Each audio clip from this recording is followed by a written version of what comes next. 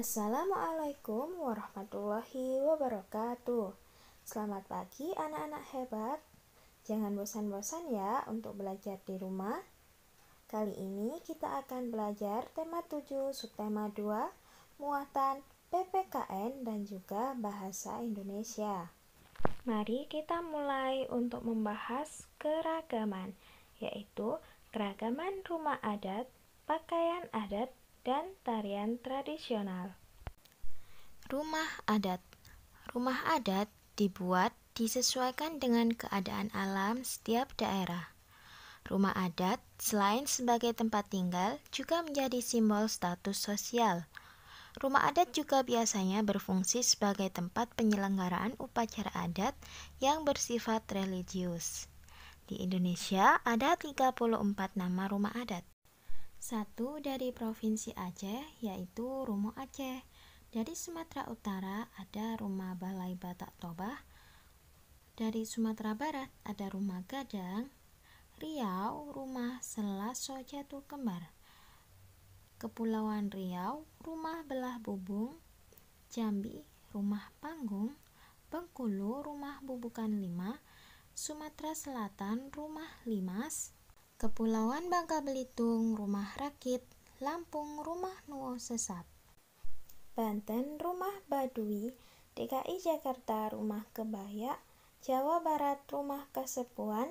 Jawa Tengah, DI Yogyakarta. Jawa Timur, Rumah Joglo. Bali, Gapuro Candi Bentar.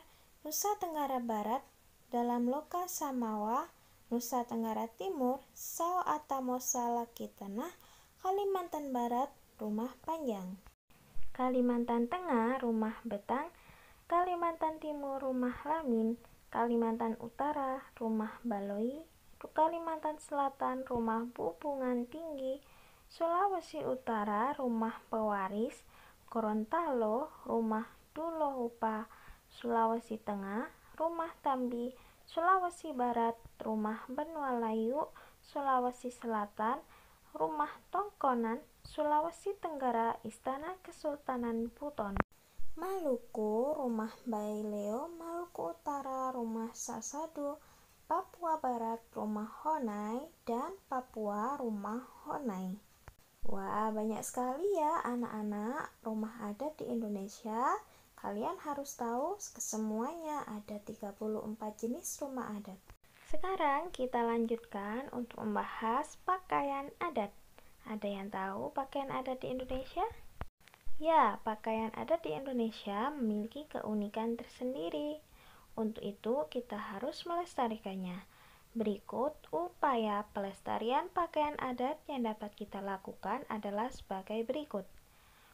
Bangga menggunakan pakaian adat. Misalnya, anak perempuan mengenakan kebaya pada peringatan Hari Kartini, mengenakan seragam batik di sekolah pada hari tertentu, mengadakan acara peragaan pakaian adat secara rutin, menghargai pakaian adat dari daerah lain, dan mempromosikan keindahan pakaian adat suatu daerah sesuai pengetahuanmu. Nah, itulah upaya pelestarian pakaian adat yang dapat kita lakukan. Sekarang mari kita bahas untuk keragaman tari daerah di Indonesia. Apa kalian sudah tahu apa saja tari tradisional di Indonesia? Berikut adalah daftar nama tari tradisional di Indonesia. Tari Saman dari Aceh, Tari Gajak dari Bali, Tari Skapur Sirih dari Jambi, Tari Jaipong dari Jawa Barat, Tari Reog Ponorogo dari Jawa Timur, Tari Poco-Poco dari Maluku Utara, Tari Topeng dari Betawi atau Jakarta, Tari Kipas Pakerera dari Sulawesi Selatan, Tari Andun dari Bengkulu, Tari Pendrong Lesung dari Banten, Tari Piring dari Sumatera Barat, Tari Pendet dari Bali, Tari Serimpi dari Jawa Tengah, Tari Saronde dari Sulawesi Utara, Tari Selampi 8 dari Jambi, Tari Lilin dari Sumatera Barat, Tari Panggan dari Kalimantan, Tari Giring-Giring dari Kalimantan Tengah, Tari Masyro dari Papua, Tari Pesasudut dari Sumatera Utara, Tari Merak dari Jawa Barat, Tari Kuda Lumping dari Jawa Timur. Tari Papatai dari Kalimantan Timur, tari Jepen dari Kalimantan Timur, tari Melinting dari Lampung, tari Cekalele dari Maluku, tari Suanggi dari Papua, tari Serampang 12 dari Sumatera Utara, tari Jenggot dari Bali, tari Selamat Datang dari Papua, tari Tenun Songket dari Palembang, tari Jampak dari Bangka Belitung, tari Maengket dari Sulawesi Utara, tari Bedana dari Lampung. Nah, anak-anak, itulah daftar nama tarian di Indonesia. Dari berbagai nama tarian tadi, coba ingat-ingat, apa nama tarian dari Aceh? Ya benar, jawabannya adalah tari Saman. Untuk selanjutnya anak-anak, kita akan belajar muatan bahasa Indonesia, yaitu tentang arti kata sulit dan juga pokok pikiran. Karena materinya sama dengan subtema 1, mari kita simak video pembelajaran berikut ini. Masih ingatkah kalian, kemarin kita telah belajar tentang berbagai keragaman yang ada di Indonesia. Tapi, apakah kalian tahu arti kata keragaman?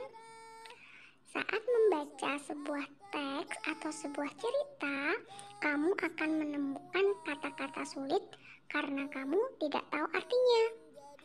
Untuk mengerti arti sebuah kata, kamu bisa mencari arti kata tersebut dalam Kamus Besar Bahasa Indonesia atau KBBI. Nah, untuk mencari arti kata bisa menggunakan dua cara ya, menggunakan KBBI yang telah dicetak atau menggunakan KBBI online.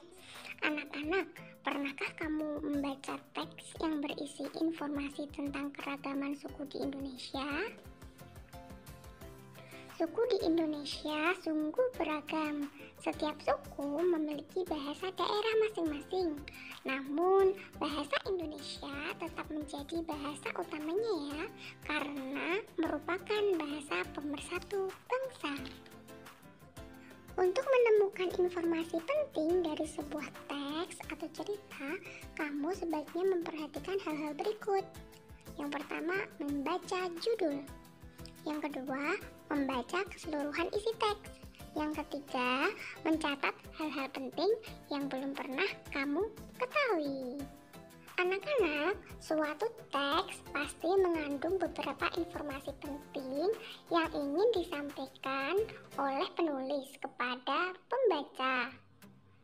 Salah satu cara untuk memahami isi teks adalah dengan menentukan ide atau gagasan pokok setiap paragraf pada teks tersebut.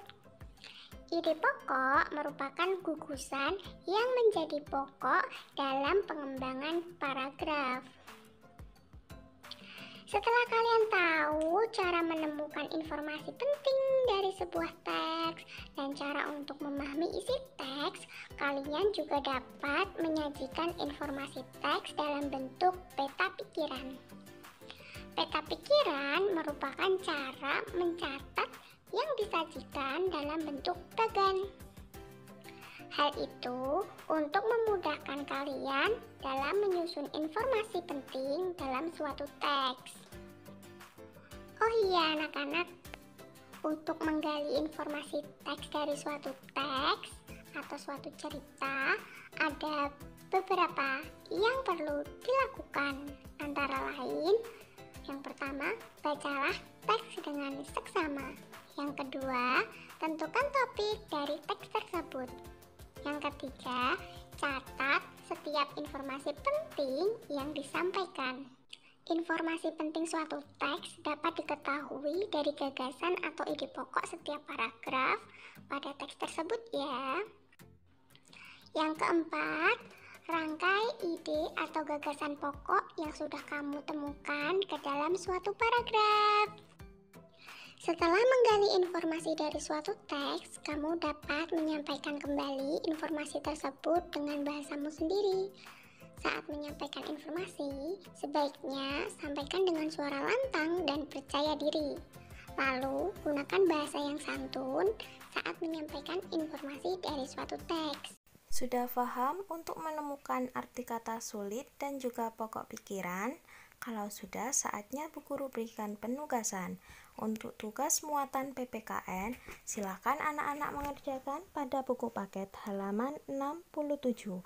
Sedangkan untuk muatan bahasa Indonesia, silakan mengerjakan pada buku paket halaman 51. Silakan dikumpulkan pada e-learning ya. Terima kasih. Wassalamualaikum warahmatullahi wabarakatuh.